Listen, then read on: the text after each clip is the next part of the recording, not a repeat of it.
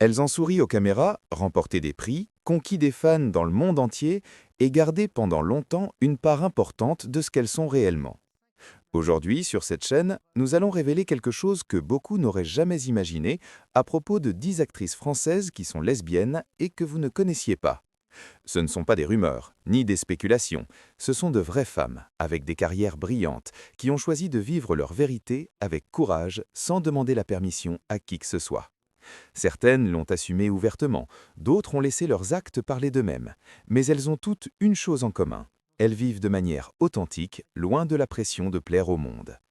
Ce sont des visages que vous avez déjà vus au cinéma, dans des séries, dans les plus grands festivals de la planète, et qui prouvent chaque jour que l'identité et le talent n'ont rien à cacher. Préparez-vous, car certaines de ces révélations vont vraiment vous surprendre.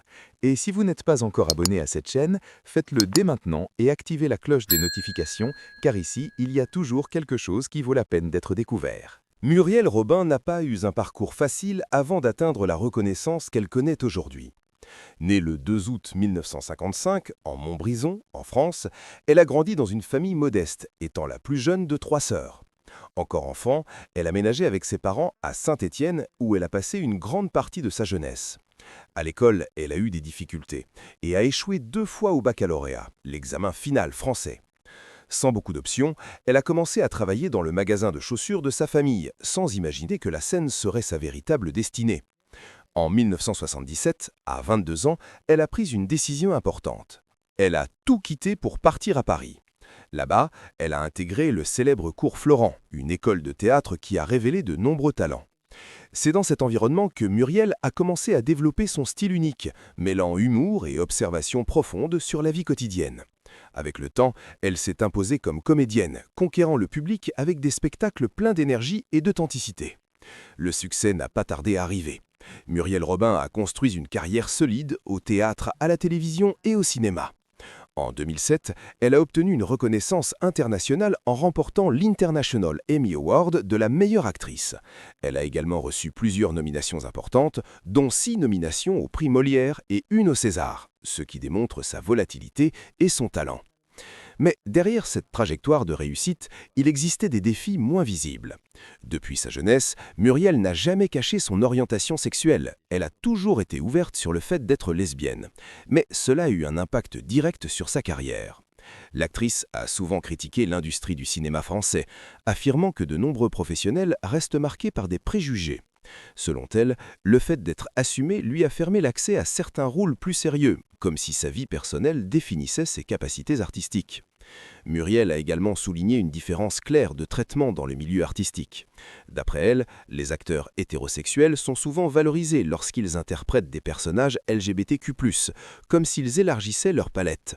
En revanche, les artistes LGBTQ+, comme elle, se voient souvent refuser la possibilité de jouer des rôles hétérosexuels. Cette réalité, selon Muriel, doit encore évoluer. Dans sa vie personnelle, Muriel a trouvé stabilité et amour aux côtés de Anne Le Naine. Elles se sont rencontrées en 2006 lors d'une fête organisée par des amis communs. La rencontre a été immédiate et intense, quelque chose qu'elles décrivent comme un véritable coup de foudre. 3 ans plus tard, elles ont officialisé leur union par un PACS et en 2021, elles ont décidé de se marier lors d'une cérémonie discrète. Malgré leurs différences d'âge, leur relation a toujours été basée sur le dialogue et le respect. Muriel explique souvent que l'un des secrets de leur relation est simple, beaucoup communiquer et éviter les conflits inutiles. Anne, de son côté, exprime son affection par de petits gestes du quotidien, comme laisser des mots d'amour dans le repas qu'elle prépare pour sa partenaire. Toutes les deux partagent également l'écran dans la série Master Crimes, diffusée depuis 2023, où elles incarnent des personnages qui collaborent pour résoudre des enquêtes criminelles. Cette collaboration renforce non seulement leur lien personnel, mais aussi leur complicité professionnelle, montrant que leurs talents se complètent parfaitement. Aujourd'hui, Muriel Robin continue d'être active dans le métier d'actrice et dans la défense d'une plus grande inclusion dans le cinéma français. Son histoire montre que le talent et le courage avancent ensemble face aux obstacles. Tandis qu'elle poursuit son parcours, sa voix reste forte, questionnant une industrie qui doit encore évoluer. Adèle Haenel est devenue l'une des figures les plus marquantes du cinéma français moderne, autant pour son talent que pour ses prises de position courageuses. Née en 1989 à Paris, elle découvre très tôt le monde du cinéma. À seulement 12 ans, elle fait ses débuts dans le film Les Diables en 2002, réalisé par Christophe Rugia. Ce premier rôle attire déjà l'attention, mais après cette expérience, elle choisit de s'éloigner du cinéma pendant plusieurs années. Elle revient 5 ans plus tard avec le film Lirio d'Agua, sorti en 2007, réalisé par Céline Sciamma. Ce projet marque un tournant dans sa carrière. Son interprétation est saluée pour sa justesse et sa sensibilité, et elle commence à se faire un nom dans le milieu. Peu à peu, Adèle Haenel s'impose comme une actrice incontournable, capable de jouer des rôles complexes avec intensité. Son talent est rapidement récompensé.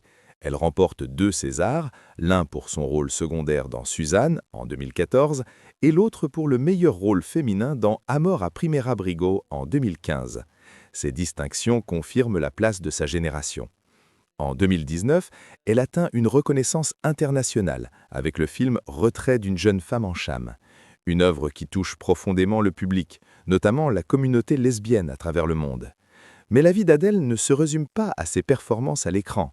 En 2014, elle fait son coming out de manière simple et sincère lors de son discours au César. En remerciant Céline Sciamma, elle exprime son amour publiquement, sans mise en scène, avec une phrase courte mais forte. Ce moment devient marquant car il montre qu'il est possible de parler de son orientation avec naturel, même dans un environnement souvent conservateur. Leur relation, commencée après leur rencontre sur le tournage de Lirio d'Agua, dure plusieurs années. Malgré leur séparation en 2018, elles restent proches et continuent de travailler ensemble. Cette collaboration aboutit notamment à Retrait d'une jeune femme en Cham, où leur complicité artistique est évidente. Cependant, Adèle Haenel ne se contente pas d'être actrice, elle devient aussi une voix importante contre les injustices dans le cinéma. En 2019, elle est la première actrice française reconnue à dénoncer publiquement des abus, accusant Christophe Rugia de harcèlement lorsqu'elle était encore mineure. Cette prise de parole ouvre un débat important en France. L'année suivante, lors de la cérémonie des Césars 2020, elle fait un geste fort. En protestation contre la récompense attribuée à Roman Polanski, elle quitte la salle en dénonçant publiquement la situation. Ce moment devient symbolique d'un refus de silence face aux violences dans l'industrie. Au fil du temps, ses positions dérangent. Certains journalistes vont même jusqu'à associer son engagement féministe à son orientation sexuelle, comme si être lesbienne signifiait automatiquement être militante. Adèle rejette cette idée, affirmant que ses combats sont liés à des valeurs de justice et de respect. En 2023, elle annonce sa décision de se retirer du cinéma. Selon elle, l'industrie n'a pas suffisamment évolué et les problèmes qu'elle dénonce persistent. Cette décision surprend, mais elle reflète sa cohérence et son refus de compromis. Malgré son départ, son parcours continue d'influencer de nombreux artistes et spectateurs. Son courage, à la fois personnel et professionnel, laisse une trace forte. Et même loin des plateaux, son histoire semble encore loin d'être terminée. Sarah Forestier fait partie de ces actrices qui ont su marquer le cinéma français par leur authenticité et leur intensité. Née en 1986 à Neuilly-sur-Seine, en France, elle se distingue très tôt par un style de jeu naturel, presque brut, qui capte immédiatement l'attention du public et des réalisateurs. Sa carrière débute réellement avec le film L'Esquive réalisé par Abdelatif Kechiche. Dans ce projet, Sarah livre une performance sincère et touchante, incarnant des émotions complexes avec une grande justesse. Ce rôle lui permet de se faire remarquer et d'ouvrir les portes d'une carrière prometteuse. Au fil des années, elle choisit des rôles exigeants, souvent centrés sur des personnages vulnérables, imparfaits, mais profondément humains. Cette manière de construire sa filmographie la distingue dans un milieu où l'image est parfois trop lisse. Sarah préfère explorer les failles, les contradictions et les fragilités de ses personnages. En 2010, elle atteint un moment clé de sa carrière, avec le film Le nom des gens. Son interprétation lui vaut le César de la meilleure actrice, une reconnaissance majeure dans le cinéma français. Ce prix confirme son talent et sa capacité à porter des rôles forts, tout en restant fidèle à son style. Malgré cette reconnaissance, Sarah Forestier ne cherche pas à se conformer aux attentes traditionnelles de l'industrie. Elle continue de faire des choix artistiques personnels, privilégiant des projets qui ont du sens pour elle, plutôt que des rôles plus commerciaux. Cette liberté contribue à construire une image d'actrice indépendante et engagée dans son art. Sur le plan personnel, Sarah adopte une attitude tout aussi libre. Elle a évoqué dans plusieurs interviews avoir eu des relations avec des femmes dans sa vie. Elle en parle avec simplicité, sans chercher à provoquer ou à se justifier. Pour elle, ces expériences font partie de son parcours, sans qu'il soit nécessaire de les enfermer dans une définition précise. Contrairement à d'autres personnalités publiques, elle ne souhaite pas se coller une étiquette. Elle ne revendique pas une identité sexuelle spécifique, mais ne nie rien non plus. Cette position reflète une vision plus fluide et personnelle de la vie affective, loin des catégories strictes. Sa discrétion sur sa vie amoureuse renforce ce choix. Sarah parle rarement de relations concrètes ou de partenaires, préférant garder cette partie de sa vie à l'abri des regards. Ce silence n'est pas un refus, mais plutôt une manière de préserver son intimité dans un monde où tout est souvent exposé. Elle est souvent associée à une génération d'actrices françaises qui remettent en question la nécessité de se définir à tout prix. Pour elle, l'essentiel est de vivre librement, sans se laisser enfermer dans des cases. Cette approche correspond à une évolution des mentalités, où les parcours personnels sont de plus en plus respectés dans leur diversité. Aujourd'hui, Sarah Forestier continue de tracer son chemin avec cohérence. Elle reste fidèle à ses choix, que ce soit dans sa carrière ou dans sa vie personnelle. Son parcours montre qu'il est possible de réussir tout en restant soi-même, sans compromis inutile. Et tandis qu'elle poursuit son évolution entre cinéma et vie privée, une chose est certaine, son histoire continue de se construire avec encore de nombreux chapitres à venir. Virginie Despentes est née le 13 juin 1969 dans la ville de Nancy, dans le nord-est de la France. Dès son plus jeune âge, sa vie a été marquée par des ruptures. À seulement 15 ans, elle a été internée contre sa volonté par ses propres parents, une expérience qui a laissé des cicatrices profondes dans sa façon de voir le monde et les rapports de pouvoir. Mais le pire était encore à venir. À 17 ans, alors qu'elle faisait de l'autostop, elle a été violée en Réunion. Cet épisode brutal ne l'a pas détruite. Au contraire, il a façonné de manière définitive tout ce qu'elle allait écrire, filmer et défendre tout au long de sa vie. Jeune femme sans repère fixe, Virginie a fréquenté les coins les plus inattendus de la société. Elle a travaillé comme femme de ménage, comme prostituée dans des salons de massage, comme vendeuse dans un magasin de disques et comme critique de cinéma pornographique.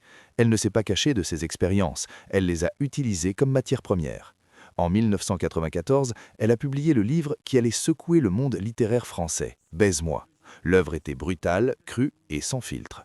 Beaucoup ont été choqués, d'autres ont été fascinés, et en 2000, elle a transformé le livre en film, devenant ainsi la première femme à réaliser en long métrage explicitement pornographique sorti dans les cinémas français. La polémique a été énorme, mais le nom de Virginie Despentes n'a plus jamais été ignoré. Elle a continué à écrire et en 2006, elle a publié l'essai King Kong Theory, un texte devenu une référence incontournable dans le féminisme contemporain et la littérature queer. Avec un langage direct et sans détour, Despentes a parlé de son propre corps, de sa propre histoire et de ce que cela signifie d'être une femme dans un monde qui tente de faire taire certaines voix. 4 ans plus tard, en 2010, elle a remporté le prix Renaudot, l'un des prix littéraires les plus respectés de France, pour le roman Apocalypse bébé. C'était la reconnaissance officielle d'une carrière construite à contre-courant du système. Entre 2016 et 2020, elle a occupé un siège à l'Académie Goncourt, le groupe littéraire le plus ancien et le plus influent de France. Elle, qui avait été prostituée et auteure de livres censurés, siégeait désormais parmi les gardiens de la littérature française. Mais la transformation la plus profonde de sa vie s'est peut-être produite ailleurs, non pas dans les prix ni dans les polémiques, mais dans une rencontre silencieuse qui allait tout changer. À 35 ans, Virginie a rencontré le philosophe espagnol Paul Preciado, alors appelé Béatrice Preciado. Elle, qui avait vécu la majeure partie de sa vie en tant qu'hétérosexuelle, allant jusqu'à envisager de se marier et d'avoir des enfants, a commencé à voir le monde d'une façon entièrement différente. Quelque chose en elle a commencé à se mouvoir, une découverte qui, selon ses propres mots, a été une fête absolue qui dure encore. Ce qui s'est passé ensuite va au-delà des étiquettes et des catégories. C'est l'histoire d'une femme qui, après tout ce qu'elle a traversé, a finalement trouvé un endroit où elle se sent entière. Numéro 5. Arletty. Arletty reste l'une des figures les plus emblématiques du cinéma français. Née le 5 mai 1898 à Courbevoie sous le nom de Léonie Bathiat, elle traverse une époque marquée par de grands bouleversements et s'impose comme une actrice au style unique. Sa voix, son regard et sa présence à l'écran la rendent immédiatement reconnaissable. Avant de devenir une star du cinéma, Arletty connaît des débuts modestes. Elle enchaîne plusieurs petits métiers et fréquente les milieux artistiques parisiens, où elle développe peu à peu son goût pour la scène. Son caractère libre et son humour piquant attirent rapidement l'attention, et elle commence à se faire une place dans le monde du spectacle. Sa carrière prend une dimension exceptionnelle grâce à ses collaborations avec le réalisateur Marcel Carnet. Ensemble, ils signent plusieurs films devenus incontournables, comme Hôtel du Nord et Le jour se lève. Mais c'est surtout avec Les Enfants du paradis qu'Arletty entre dans la légende du cinéma. Dans ce film, elle incarne un personnage complexe et fascinant, qui reflète parfaitement son propre tempérament. Son jeu naturel, mêlé à une certaine ironie, séduit le public et les critiques. Encore aujourd'hui, ce rôle est considéré comme l'un des plus marquants de l'histoire du cinéma français. Cependant, la vie d'Arletty ne se limite pas à ses succès artistiques. Elle traverse aussi des périodes controversées, notamment pendant la Seconde Guerre mondiale. Sa relation avec un officier allemand durant l'occupation lui vaut de fortes critiques et des accusations de collaboration. Cet épisode ternit son image à l'époque, même si elle continue malgré tout à rester une figure importante. Sur le plan personnel, Arletty a toujours cultivé le mystère. Contrairement à de nombreuses personnalités, elle refuse de s'expliquer sur sa vie privée. Elle ne confirme jamais clairement son orientation sexuelle, laissant place à de nombreuses spéculations. Dans les milieux artistiques parisiens, des rumeurs circulent pendant des décennies, évoquant une possible bisexualité ou des relations avec des femmes. Mais Arletty ne cherche jamais à répondre à ces questions. Elle préfère garder le silence, fidèle à son indépendance. Cette attitude renforce encore son image d'artiste libre, qui refuse de se laisser enfermer dans des catégories ou des attentes sociales. Elle a eu des relations connues avec des hommes, mais cela n'a jamais suffi à faire taire les interrogations. Son comportement, sa manière de vivre et son refus des conventions alimentent une fascination constante autour de sa personne. Arletty appartient à une génération d'artistes pour qui la vie privée restait largement protégée. À cette époque, la sexualité pouvait être vécue de manière plus fluide, mais rarement exposée publiquement. Le silence faisait partie d'un équilibre entre liberté personnelle et pression sociale. Aujourd'hui encore, elle est perçue comme une figure à la fois moderne et insaisissable. Son parcours montre qu'il est possible de marquer une époque sans tout révéler de soi. Cette part de mystère continue d'intriguer, ajoutant une dimension supplémentaire à son héritage. Et tandis que son image reste gravée dans l'histoire du cinéma, certaines questions autour de sa vie personnelle demeurent ouvertes, comme si Arletty elle-même avait choisi de laisser une partie de son histoire dans l'ombre. Joséphine Baker reste une figure exceptionnelle, dont la vie dépasse largement le cadre du spectacle. Née le 3 juin 1906 à Saint-Louis, aux États-Unis, sous le nom de Freda Joséphine MacDonald, elle grandit dans un contexte difficile, marqué par la pauvreté et la ségrégation raciale. Très jeune, elle comprend que la scène sera pour elle un moyen de s'échapper et de se réinventer. En 1925, elle prend une décision qui change tout. Elle quitte les États-Unis pour s'installer à Paris. Dans la capitale française, elle devient rapidement une sensation. Son style, sa liberté et son énergie séduisent le public. Elle s'impose comme l'une des artistes les plus célèbres de son époque au point de devenir la mieux payée du music-hall européen. Au fil des années, Joséphine Baker construit une carrière impressionnante, mêlant danse, chant et cinéma. Mais son influence ne s'arrête pas là. En 1937, elle devient officiellement française après son mariage avec Jean Lion. Ce lien avec la France se renforce encore pendant la Seconde Guerre mondiale. Durant le conflit, elle s'engage dans la résistance française. Elle utilise sa notoriété pour recueillir des informations et les transmettre, risquant sa vie pour soutenir la lutte contre l'occupation. Pour son courage, elle reçoit plusieurs distinctions, dont la Croix de guerre et la Rosette de la Résistance. Cette partie de sa vie révèle une femme engagée, prête à tout pour défendre ses valeurs.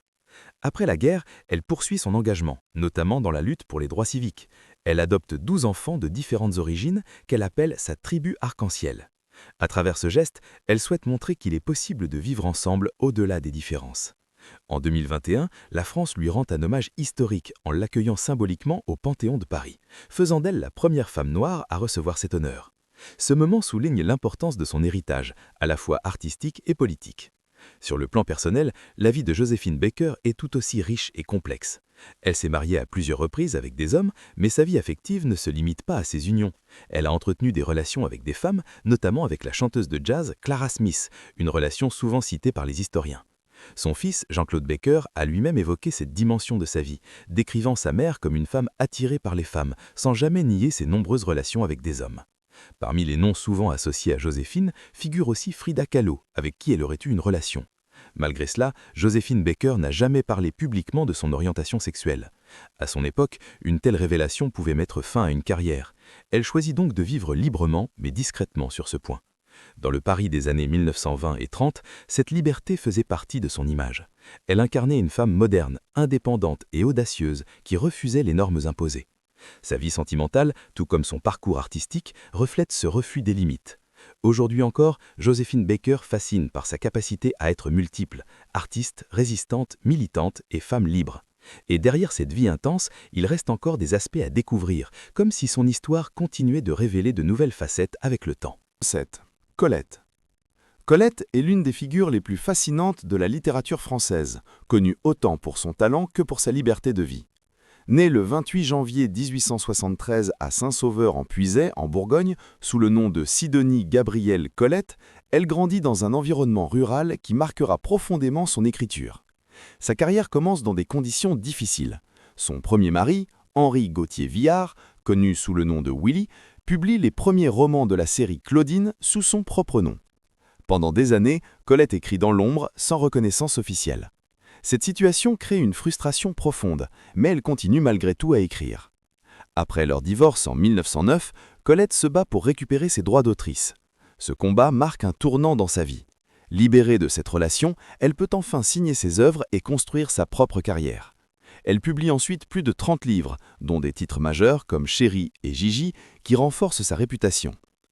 Au-delà de la littérature, Colette devient une figure emblématique de la liberté féminine au début du XXe siècle. Elle influence la mode, les mentalités et la manière dont les femmes peuvent se présenter dans la société. Son style, son attitude et ses choix de vie en font une icône moderne pour son époque. Sa vie personnelle est aussi remarquable. Après la fin de son mariage, Colette entretient des relations avec des hommes et des femmes sans chercher à cacher cette réalité, malgré les critiques.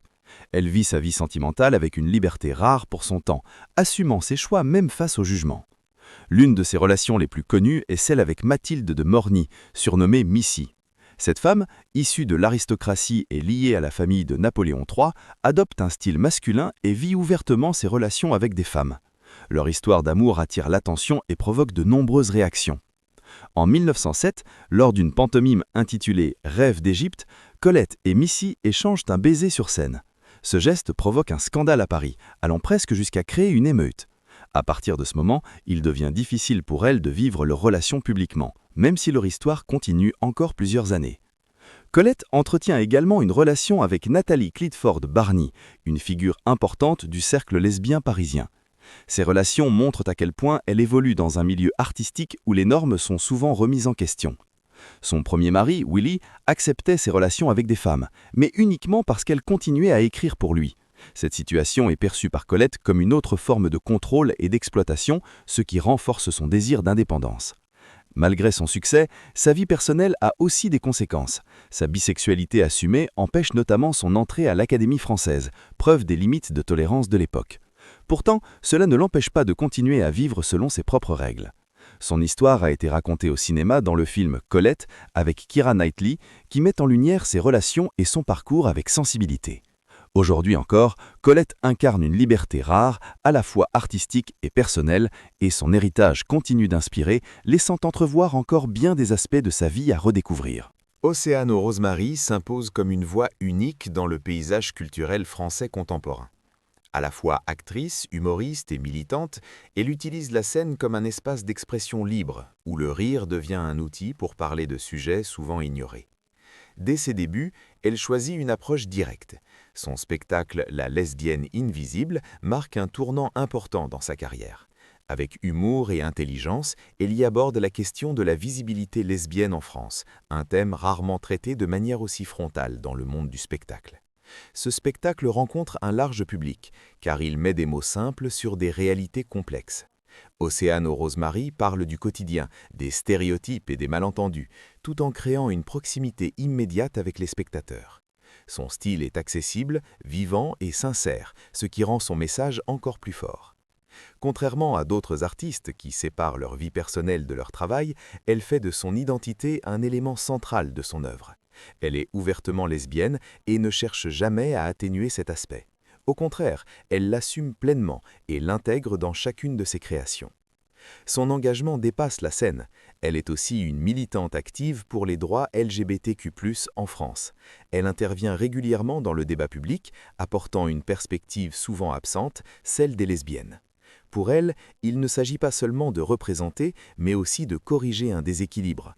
Dans ses spectacles, elle critique notamment l'effacement des lesbiennes dans les médias, la culture et même au sein du mouvement LGBTQ+. Elle souligne que les récits dominants sont souvent centrés sur des expériences masculines, laissant peu de place à d'autres voix. Cette critique, elle la formule avec humour, mais aussi avec précision. Le rire devient alors une arme. En faisant rire, elle permet au public de réfléchir sans se sentir attaqué. Elle transforme des sujets parfois lourds en moments de partage, où chacun peut se reconnaître ou apprendre. Cette capacité à mêler légèreté et profondeur est l'une de ses grandes forces. Oceano Rosemary appartient à une génération d'artistes qui refusent de rester silencieux. Pour elle, être visible est déjà un acte politique. En parlant ouvertement de son expérience, elle contribue à normaliser des réalités encore trop peu représentées. Son travail artistique est profondément lié à son engagement. Chaque spectacle, chaque prise de parole s'inscrit dans une volonté de faire évoluer les mentalités. Elle ne cherche pas seulement à divertir, mais aussi à ouvrir des espaces de discussion. Aujourd'hui, elle est considérée comme l'une des figures les plus importantes de la visibilité lesbienne en France. Son influence dépasse le cadre du stand-up, touchant un public de plus en plus large. Et alors que son parcours continue d'évoluer, entre scène et engagement, elle montre qu'il est possible de faire du rire un moteur de changement, laissant entrevoir encore de nouvelles formes d'expression à venir. Nina Bouraoui. Nina Bouraoui est une voix essentielle de la littérature contemporaine, connue pour une écriture intime et profondément liée à son identité. Née le 31 juillet 1967 à Rennes, elle est la fille d'un père algérien et d'une mère française bretonne. Cette double appartenance culturelle marque toute son œuvre et façonne sa manière de voir le monde. Elle passe une partie de son enfance en Algérie, un pays qui laisse une empreinte forte dans ses souvenirs et dans ses textes. À l'âge de 14 ans, elle quitte ce cadre pour s'installer à Rennes, puis plus tard à Paris. Ce déplacement, à la fois géographique et émotionnel, joue un rôle central dans sa construction personnelle. En 1991, elle publie son premier roman, La Voyeuse interdite, chez Gallimard. Le livre reçoit le prix du Livre Inter et attire immédiatement l'attention. Son écriture, directe et sensible, explore déjà des thèmes liés à l'identité, au corps et au regard des autres. Au fil des années, Nina Bouraoui construit une œuvre riche, souvent autobiographique. En 2005, elle reçoit le prix Renaudot pour Mes mauvaises pensées, confirmant sa place dans le paysage littéraire français. Elle est également nommée commandeuse de l'Ordre des Arts et des Lettres, une reconnaissance importante de son travail. Ses livres abordent des sujets personnels avec une grande sincérité. Dans des œuvres comme Garçon manqué, La vie heureuse ou Poupée Bella, elle explore le désir, la mémoire, la double culture et surtout son identité lesbienne.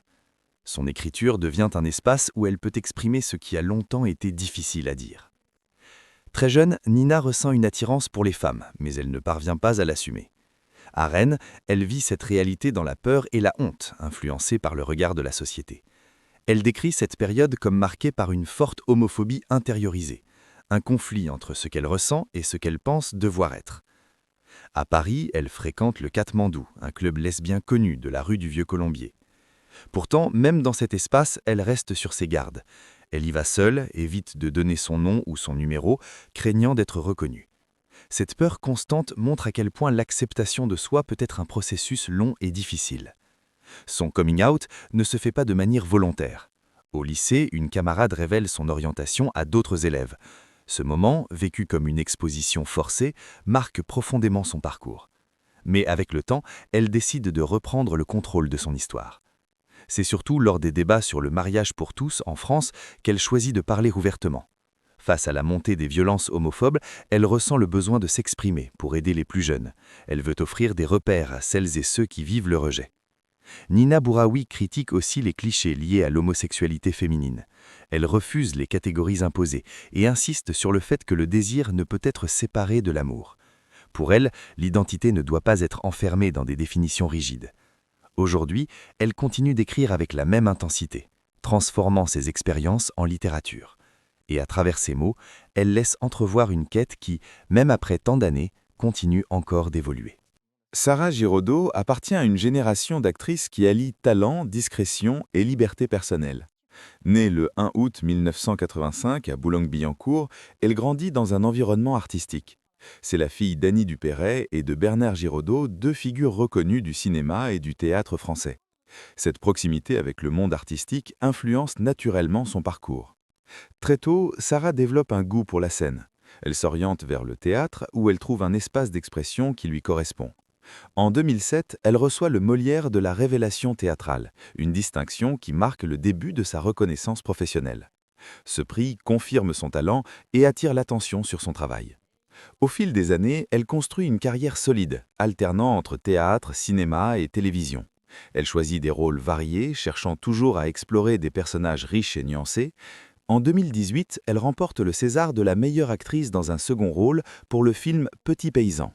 Cette récompense renforce sa place dans le cinéma français. Son parcours continue de s'enrichir. En 2023, elle reçoit le Molière de la meilleure actrice pour son rôle dans la pièce Le syndrome de l'oiseau.